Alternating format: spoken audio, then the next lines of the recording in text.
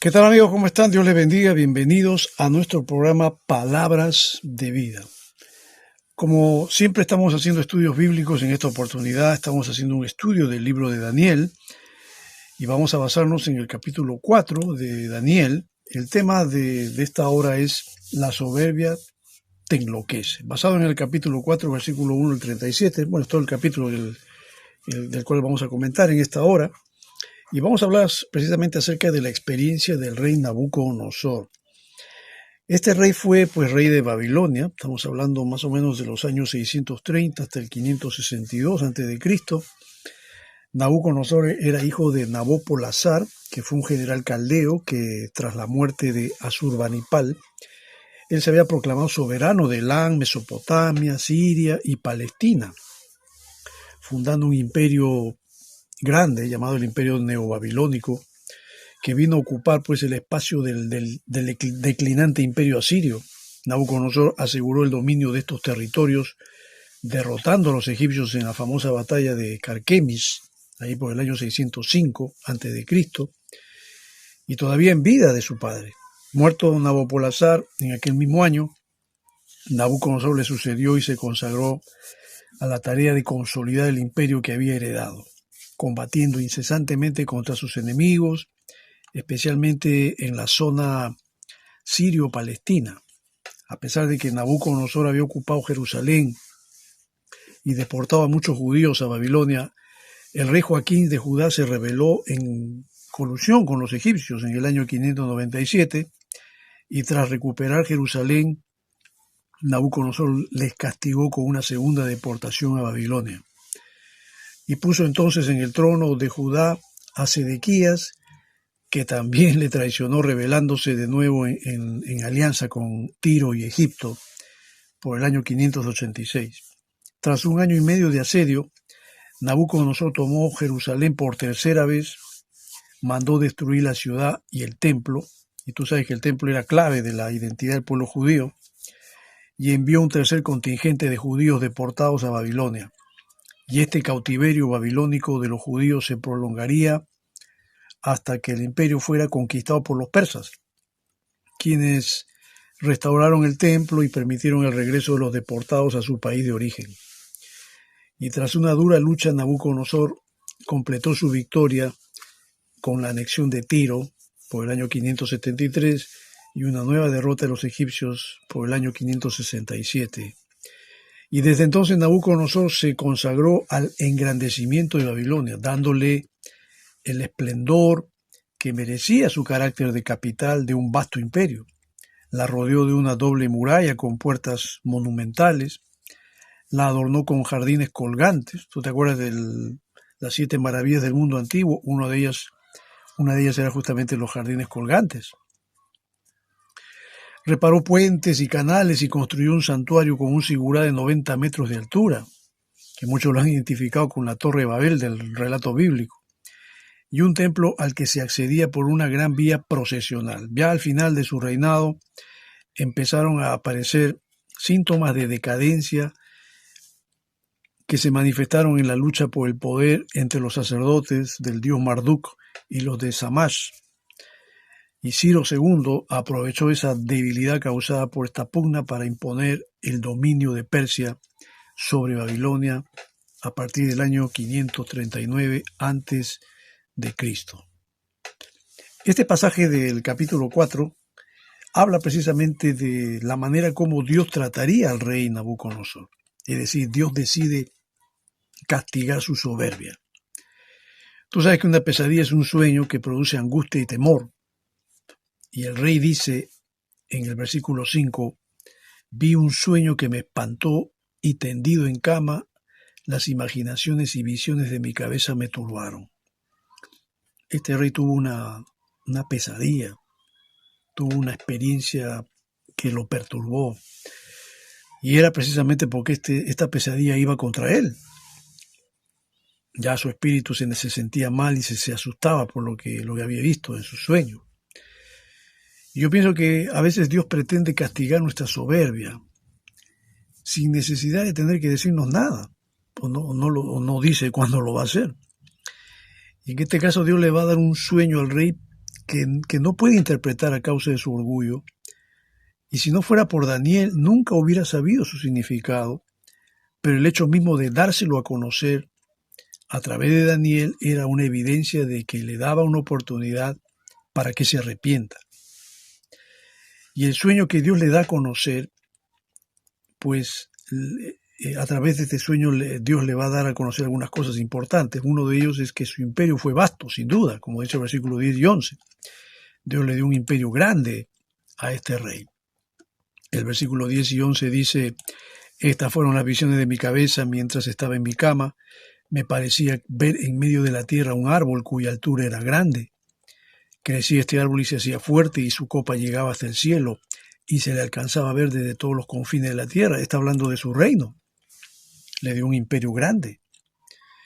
Y también, a través del sueño, Dios le da a conocer que Nabucodonosor supo dominar y controlar a todas las naciones que habían sido sojuzgadas. Verso 12 dice: su follaje era hermoso y su fruto abundante, y había en él alimento para todos.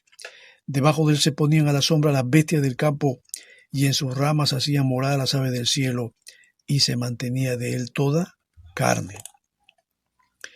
Pero también algo importante es que Dios tenía un asunto personal con el rey, porque éste, al parecer, no reconocía que él le había dado todo ese dominio.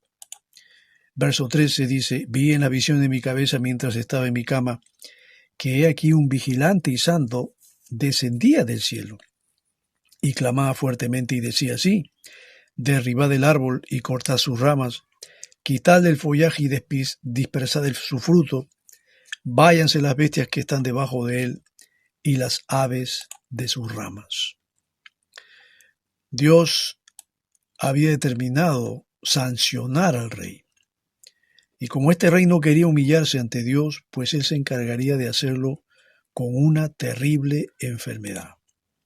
El verso 15 dice: mas la cepa de sus raíces dejaréis en la tierra, con atadura de hierro y de bronce entre la hierba del campo, sea mojado con el rocío del cielo, y con las bestias sea su parte entre la hierba de la tierra. Su corazón de hombre sea cambiado y le sea dado corazón de bestia, y pasen sobre él 7 tiempos. Y yo creo que de esta manera Dios le haría entender que el que realmente reina sobre el cielo y la tierra es él, y no es el hombre, porque ese es el propósito de esta humillación. Verso 17 dice: la sentencia es por decreto de los vigilantes, y por dicho de los santos la resolución, para que conozcan los vivientes que el Altísimo gobierna el reino de los hombres, y que a quien él quiere lo da, y constituye sobre él al más bajo de los hombres. Este era el objetivo, de que Nabucodonosor reconociera que Dios es el que lo había engrandecido. La interpretación estaba velada para el rey y para sus sabios, porque ninguno de ellos pudo interpretarlo, dado que ellos no creían pues en el Dios de los hebreos.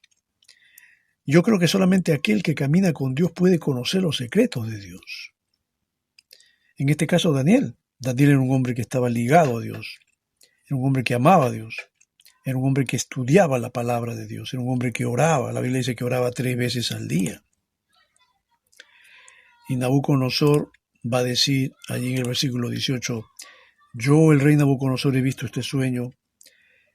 Tú, pues, Belsasar, dirás la interpretación de él, porque todos los sabios de mi reino no han podido mostrarme su interpretación. Mas tú puedes, porque en ti mora el espíritu de los dioses santos. Está reconociendo entonces que solo Daniel, un hombre de Dios, podía entender y dar la interpretación del sueño. Y como repito, si no fuera por Daniel, Nabucodonosor nunca hubiera sabido qué es lo que le sucedió. Nunca hubiera sabido el origen de toda esa pesadilla que él vivió. Es Daniel quien se lo va a dar a conocer. Vamos a ver entonces que aquí hay un llamado también a la humillación. Daniel queda atónito, versículo 19, queda atónito al escuchar el sueño. Él entendió inmediatamente que ahora Dios castigaría su soberbia. Daniel, que estimaba al rey, él hubiera deseado que este castigo venga sobre los enemigos del rey. El versículo 19 dice: Entonces Daniel, cuyo nombre era Belsasar, quedó atónito casi una hora y sus pensamientos lo turbaban.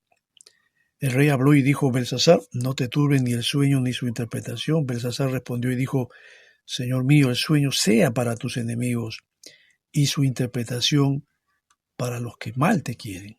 Daniel sabía inmediatamente que este sueño o esta pesadilla era para el mismo Nabucodonosor.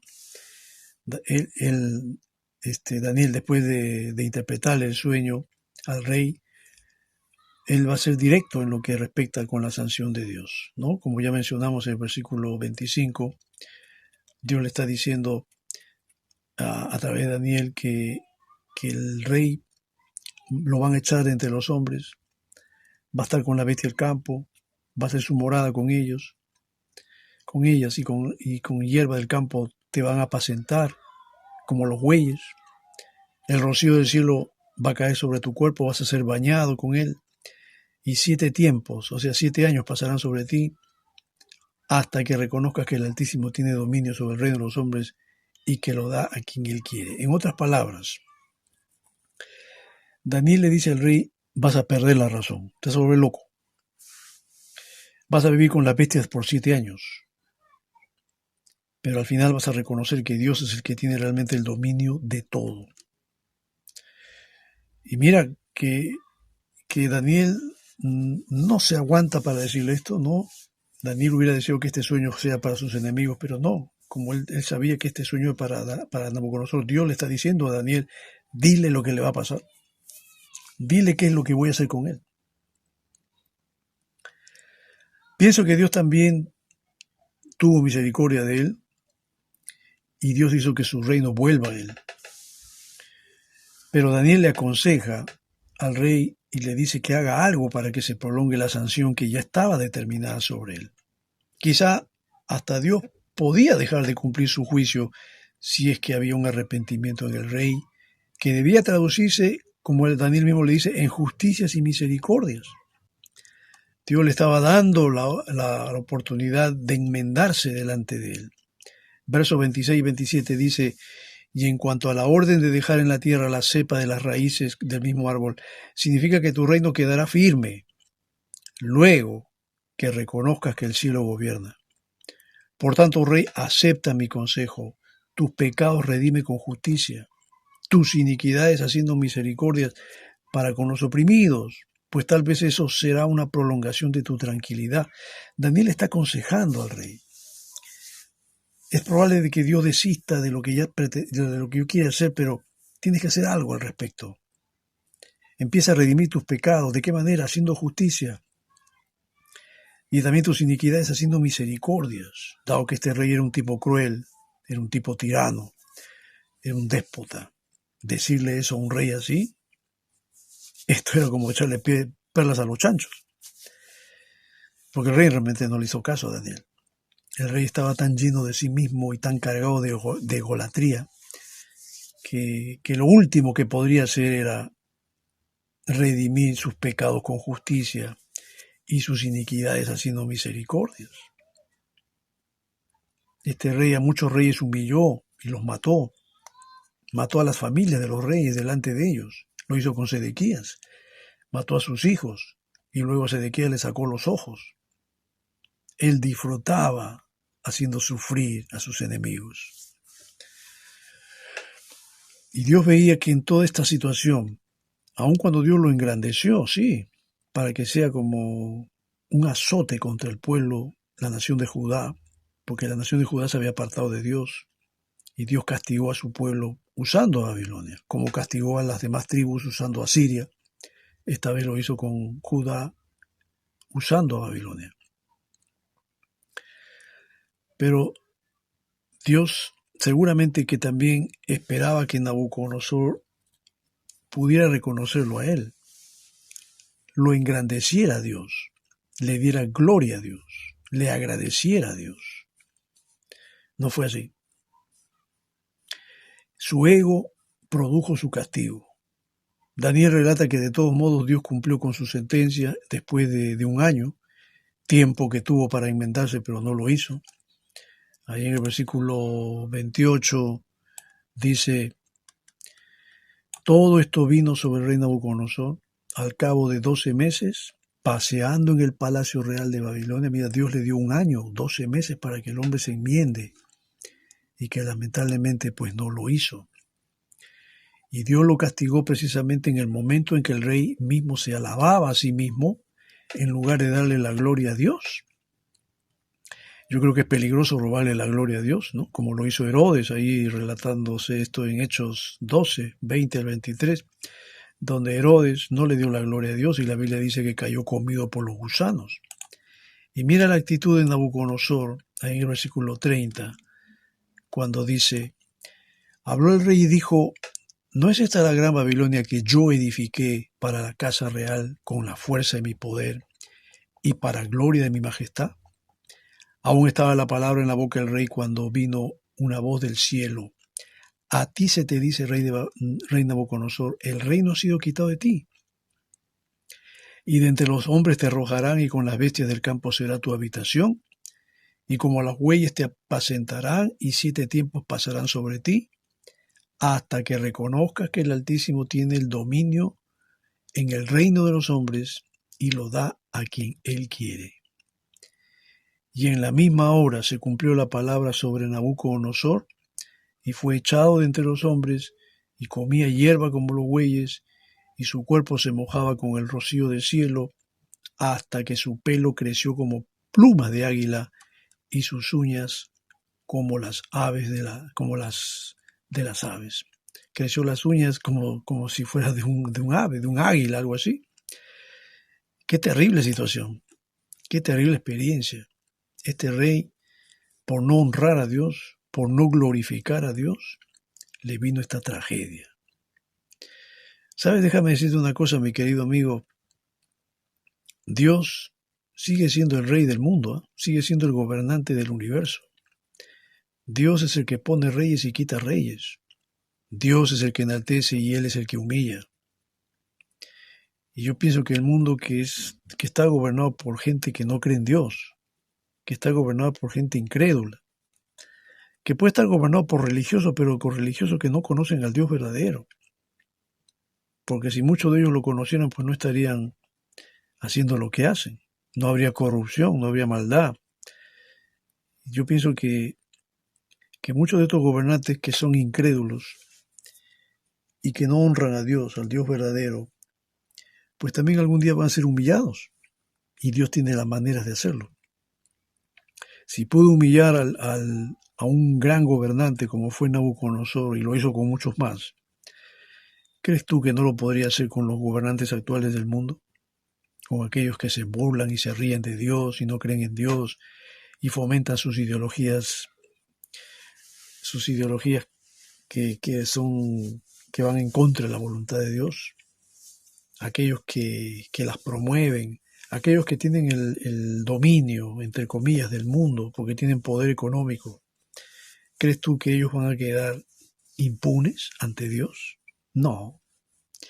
Dios sabe en qué momento actuar y Dios sabe cómo los va a sancionar a cada uno de ellos. Dicen que después de la humillación es la honra.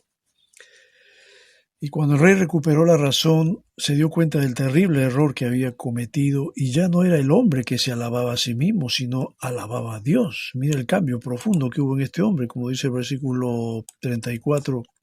Mas al fin del tiempo yo, Nabucodonosor, alcé mis ojos al cielo y mi razón me fue devuelta, y bendije al Altísimo, y alabé y glorifiqué al que vive para siempre, cuyo dominio es sempiterno, y su reino por todas las edades. Para mí personalmente, yo creo que el rey se convirtió a Dios, porque antes no lo aceptaba, no hablaba de él. Sí, tenía algún conocimiento de él por Daniel, pero esta vez esta vez Nabucodonosor sí va a tener algo personal, una experiencia, una cercanía hacia el Dios verdadero, a causa de la dramática experiencia que vivió. Antes tenía información del Dios hebreo, pero tener información de un Dios no es igual que conocerlo personalmente. Por ponerte un ejemplo, yo Si alguien me pregunta, ¿sabes quién es Messi? Yo diría, Messi, el jugador de fútbol. Sí, claro, es un jugador argentino, triunfante, obviamente. Es un hombre que ha ganado muchos trofeos, ha hecho que su país pues gane un mundial. Que bueno, sí, tengo información de él, sé de dónde ha nacido, puedo saber hasta cuánto mide, sé dónde ha jugado, dónde juega actualmente. Esa es la información que yo tengo de él. Pero la pregunta es, ¿lo conozco a él personalmente? No. Una cosa es tener información de alguien porque es famoso, porque es conocido.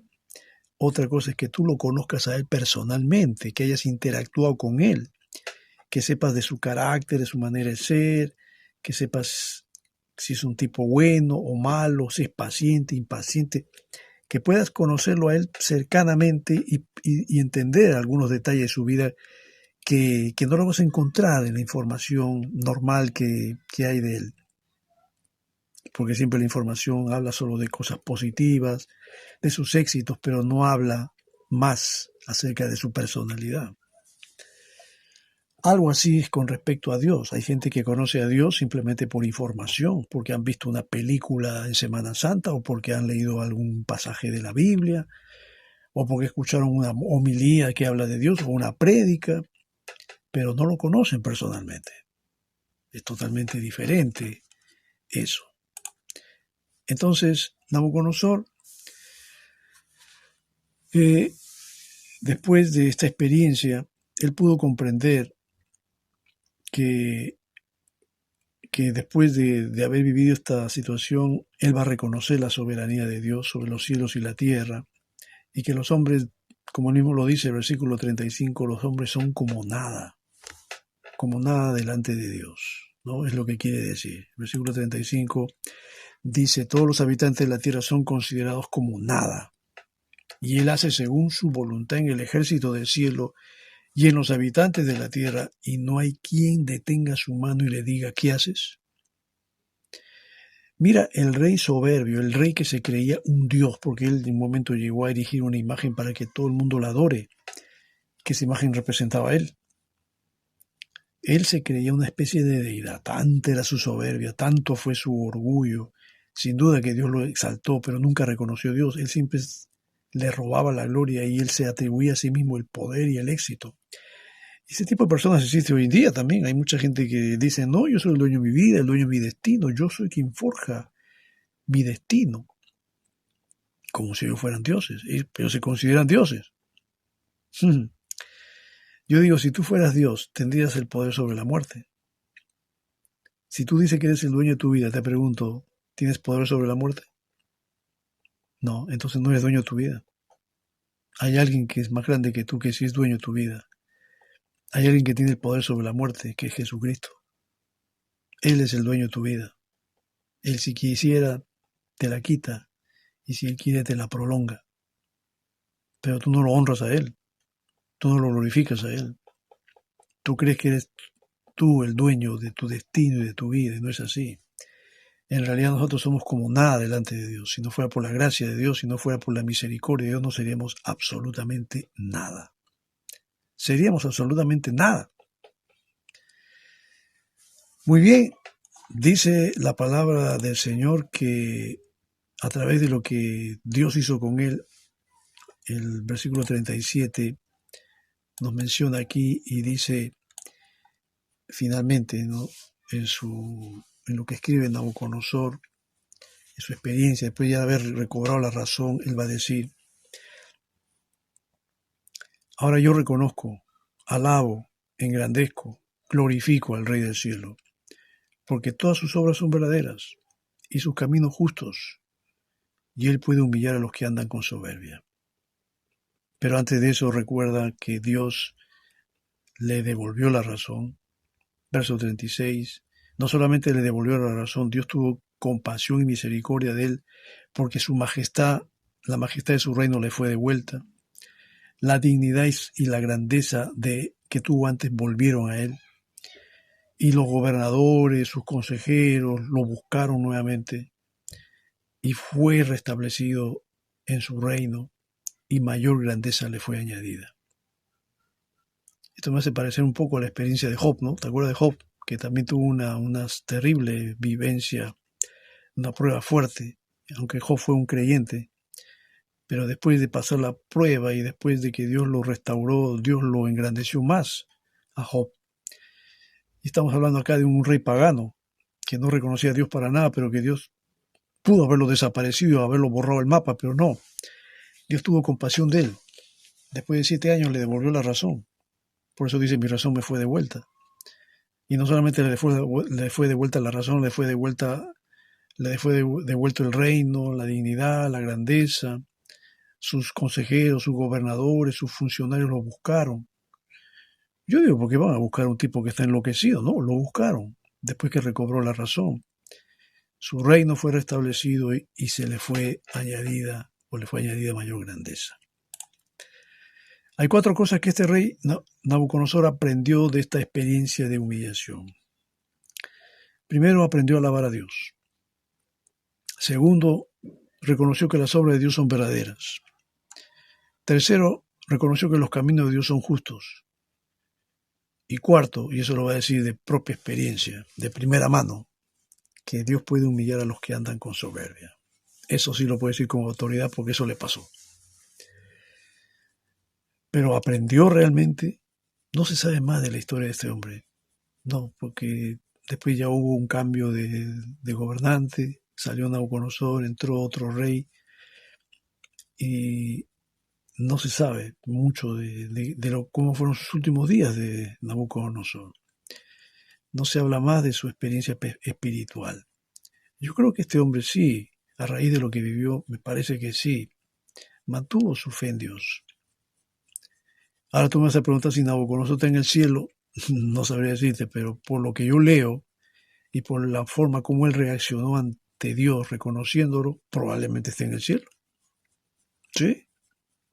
Probablemente, digo yo. No lo aseguro del todo, porque no tenemos más detalles de sus días finales, pero sí tuvo una experiencia particular, dolorosa sin duda, pero que lo llevó a recapacitar y a darse cuenta de la magnitud del error con el cual vivió por muchos años, del orgullo y soberbia que finalmente tuvo que dejar de lado para humillarse y reconocer al Dios verdadero, al Rey de los Hebreos, al Dios Todopoderoso, el único Creador de los cielos y la tierra, para reconocerlo y engrandecerlo. Querido amigo, espero que tú también tengas esa maravillosa experiencia de conocer al Dios verdadero, Jesucristo, que es el único que te puede salvar y te puede dar la vida eterna. Tienes que conocerlo a Él en forma personal, no por una simple información, sino conocerlo personalmente. Y que Dios te ayude. Gracias por este tiempo que me has dado para compartir esta enseñanza. Que Dios te bendiga.